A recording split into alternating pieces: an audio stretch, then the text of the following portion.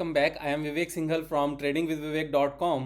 और आज हम बात करने वाले हैं अमारा राजा बैटरीज़ की। Amara Raja batteries auto ancillaries में बैटरी मैन्युफैक्चरिंग में मार्केट लीडर्स हैं और सेकंड नंबर पर आते हैं जहां तक सेल्स की बात है।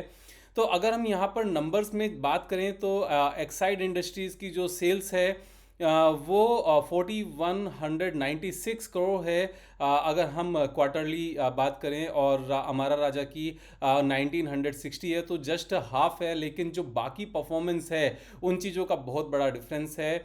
डिफरेंस में अगर हम एक्साइड इंडस्ट्रीज़ के अंदर जाकर देखें तो शायद वहाँ पर सीधा सीधा कंपैरिजन अमारा राजा के साथ ही दिखाएंगे, वो एक ही बात है, बहुत ज़्यादा डिफरेंस नहीं आया है। तो यहाँ पर अगर हम ईयरली नंबर्स की बात करें तो 14,000 करोड़ के आसपास का एक्साइड इंडस्ट्रीज़ की सेल्स है। लेकिन ये कंसोलिडेटेड रेवेन्यू है और इस कंसोलिडेटेड रेवेन्यू में इनके इंश्योरेंस बिजनेस भी शायद आते होंगे। लेकिन अमारा राजा बैटरीज में ये सिर्फ और सिर्फ बैटरी ऑपरेशंस हैं और यहाँ पर इनकी रेवेन्यू 6,600 करोड़ है। तो मार्केट में कभी भी जब एक ही कंपनी के अंदर डिफरेंट डिफरेंट बिजनेसेस होते हैं, अलग अलग फील्ड से रिलेटेड होते हैं, तो उसको बहुत ज़्यादा इंपॉर्टेंस नहीं दी जाती।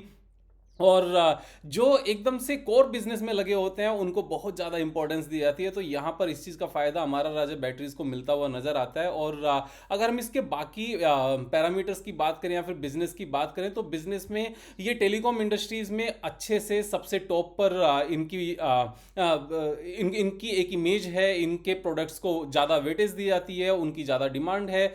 क्योंकि मैंने टेलीकॉम में काफ़ी लंबे टाइम तक काम किया है, तो मुझे उस चीज़ का ग्राउंड लेवल पर भी पता है कि हमारा राजा बैटरीज को एक्साइड से ज़्यादा प्रीफरेंस दी जाती थी टेलीकॉम कंपनीज में। तो वो चीज़ अभी भी है और उसके बिना काम नहीं चलेगा। ये कंज्यूमेबल प्रोडक्ट है और आने वाले टाइम में जैसे हम इलेक्ट्रिक कार्स की बात कर रहे हैं तो ऐसा नहीं हो सकता कि जो ऑलरेडी बैटरीज में मार्केट लीडर हैं वो मार्केट लीडर नहीं रहे और कोई दूसरा निकल जाए आगे। ऐसा जनरली होता नहीं है। तो जितनी भी तरह की बैटरीज हैं वो ये लोग भी बनाएंगे जिनसे जो कार्स हैं, जो इलेक्ट्रिक व्हीकल्स हैं, उनको जो सपोर्ट मिलेगी और जो एक रिक्वायरमेंट भी होगी। तो बिजनेस इनका बड़ा सिंपल है। अगर हम इनकी वेबसाइट पर जाएं तो वेबसाइट पर अगर हम जाकर देखते हैं तो ये हमारा राजा ग्रुप पूरा का पूरा शायद ओपन हो गया है और इसमें जो इनके मेन प्रोडक्ट्स हैं वो बैटरीज ही हैं। तो यहाँ पर बैटरी इनका मेन काम है। परफॉर्मेंस अगर हम बात करें फाइनेंशियल परफॉर्मेंस की तो debt equity ratio is almost zero, just 2% का कंपनी के ऊपर डेट है। ये एक अमेजिंग बात है। उसके बाद में return on capital employed is more than 20%, 23.5% की रिटर्न ऑन कैपिटल एम्प्लॉयड होना मैन्युफैक्चरिंग बिजनेस में एक काबिल तारीफ वाली बात है। और जहां तक प्रोमोटर्स होल्डिंग यहाँ पर सिर्फ 28.1% नजर आ रही है, तो सिर्फ यहाँ पर नजर आ रही है। जब हम इसको डिटेल में जाकर देखते हैं तो शायद कहानी डिफरेंट होगी, क्योंकि जो यहाँ पर पब्लिक शेयर होल्डिंग है, पब्लिक शेयर होल्डिंग में पैंथर ARBL होल्डिंग LP इन्होंने यहाँ पर 24% हिस्सेदारी परचेज कर ली है और ये हिस्सेदारी इन्होंने परचेज की थी जॉनसन कंट्रोल हिटैची से, Johnson control Mauritius private limited से। क्योंकि यहाँ पर जो इनका जॉइंट वेंचर था, जो इनको सपोर्ट मिलती थी जॉनसन की तरफ से, वो इनका टाई अप खत्म हो गया था। ये 20 ईयर्स लॉन्ग पार्टनरशिप थी जो खत्म हो गई है। लेकिन उसके बाद भी कंपनी की परफॉर्मेंस पे कोई खास फर्क नहीं पड़ा और परफॉर्मेंस वापस से ऊपर आनी शुरू हो गई। ये इसी तरह का बिल्कुल सीन है जैसे होंडा ने हीरो मोटोकॉर्प के साथ अपना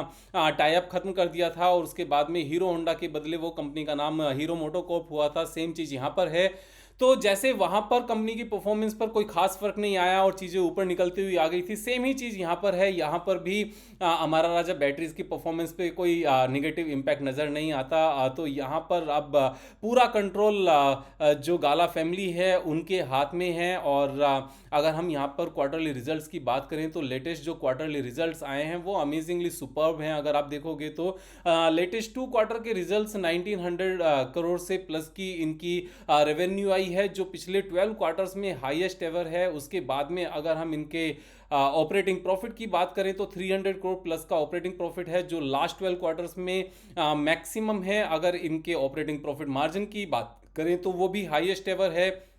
उसके बाद में जो इंटरेस्ट है, इंटरेस्ट तो ना के बराबर है, कोई खास फर्क ही नहीं पड़ता। और जो इनका नेट प्रॉफिट है 200 करोड़ प्लस का दोनों क्वार्टर्स में, वो भी ऑलमोस्ट हाईएस्ट एवर है। इससे पहले सिर्फ और सिर्फ यहाँ पर इनका एक बार नेट प्रॉफिट ज़्यादा आया था, लेकिन उसके बाद में एकदम से कम हो गया था। यहाँ पर इनका कंसिस्टेंटली दोनों क्वार्टर्स में नंबर्स ज़्यादा आए हैं, और ये वो टाइम है जब पैंडेमिक का थोड़ा सा इम्पैक्ट है कंपनीज के ऊपर। और जैसे जैसे अब वैक्सीनेशन शुरू हो गई हैं, और ये 1 मई से 18 ईयर्स से ओल्ड जितने भी हैं उन सबको वैक्सीनेशन लगनी शुरू हो जाएंगे। अगले 3-4 महीने में इसका इम्पैक्ट भी खत्म हो जाएगा। तो स्टॉक मार्केट हमेशा आगे के फ्यूचर को इंपॉर्टेंस देकर चलती है, तो यहाँ पर भी इनकी परफॉर्मेंस अच्छी होती हुई नजर आएगी। तो ये सारी चीज़ें अच्छी हैं। अगर हम पास्ट परफॉर्मेंस की बात करें तो कंपनी को ग्रो करना आता है या नहीं आता है, इस पर कोई क्वेश्चन मार्क है ही नहीं। 5 टाइम्स इन्होंने अपने रेवेन्यू को किया, और यहाँ पर नेट प्रॉफिट को इन्होंने 7-8 टाइम्स कर लिया लास्ट 10 ईयर्स में। तो ये कंसिस्टेंट परफॉर्मेंस है, कंसिस्टेंटली कंपनी ने ग्रो किया है। और जहाँ तक बैलेंस शीट की बात है, तो बैलेंस शीट में जहाँ पर इनके ऊपर मीन्स थोड़ा सा ही लोन इनके पास हमेशा से रहा है, लेकिन अगर रिजर्व की बात करें, जो अपना पैसा है, वो 389 करोड़ से इंक्रीज होते होते 3900 करोड़ तक हुआ। यानी कि लास्ट 10 ईयर्स में इन्होंने अपने पैसे को 10 टाइम्स कर लिया। 10 टाइम्स अपने पैसे को करना एक काफ़ी अच्छी बात होती है। उसके साथ में अगर एक और चीज़ यहाँ पर देखोगे, तो कैपिटल वर्क इन प्रोग्रेस में यहाँ पर 800 करोड़ है। तो जब ये 800 करोड़ जो अंडर कंस्ट्रक्शन कैपेसिटी है, वो जब इनकी पूरी कंप्लीट हो जाएगी, और जब इसके बेस पर इनकी रेवेन्यू ग्रो होगी, तो उसका अलग ही मजा आएगा, और अलग ही यहाँ पर सेल्स परफॉर्मेंस अलग से नजर आएगी।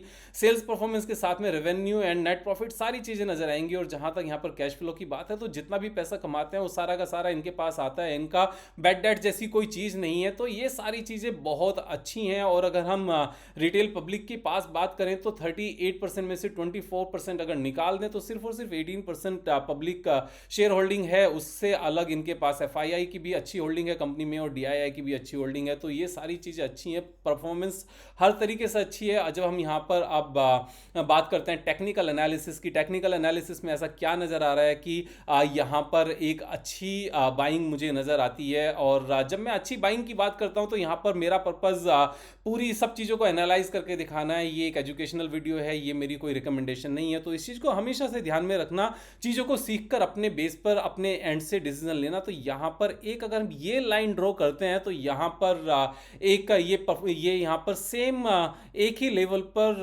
कंसिस्टेंटली यहाँ पर रेसिस्टेंस नज़र आता है।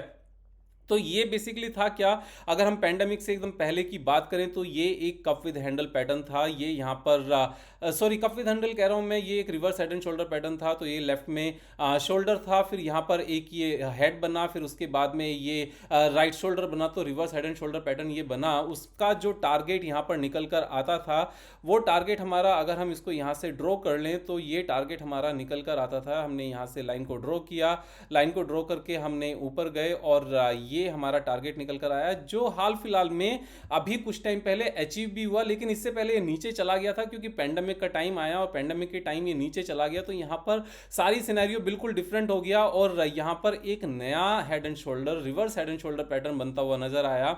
बिकॉज ऑफ दिस पैंडेमिक ये एक अच्छी अपॉर्चुनिटी आई। तो ये हमारा यहाँ पर रिवर्स शोल्डर बना, फिर ये एक बड़ा सा हेड बना, और यहाँ पर ये राइट शोल्डर बना। तो इसके बेस पर जो हमारा टारगेट निकल कर आता है, उसको हम रिकैलकुलेट करते हैं। तो जो मैक्सिमम डेप्थ होती है, अगर हम इसको यहाँ से पिक कर लें, और पिक करके वापस से हम नेक लाइन के ऊपर यहाँ पर ड्रॉ कर लें, तो यहाँ पर अगर हम देखेंगे, हम यहाँ पर इसको पूरा कंप्लीट करते हुए देखते हैं कि हमारा टारगेट क्या आता है। हमारा टारगेट आता है यहाँ से 1224। और अगर हम करंट प्राइस से लेकर बात करने लगे, जो करंट प्राइस है, करंट प्राइस से यहाँ तक का जो टारगेट है वो 50% है।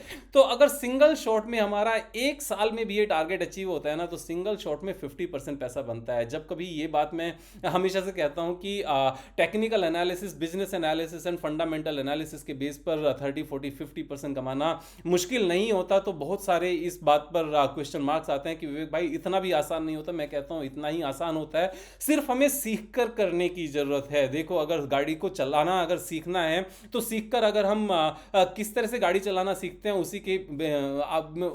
उसी के बेस पर डिपेंड करता है कि हम कितनी स्पीड से चला पाते हैं।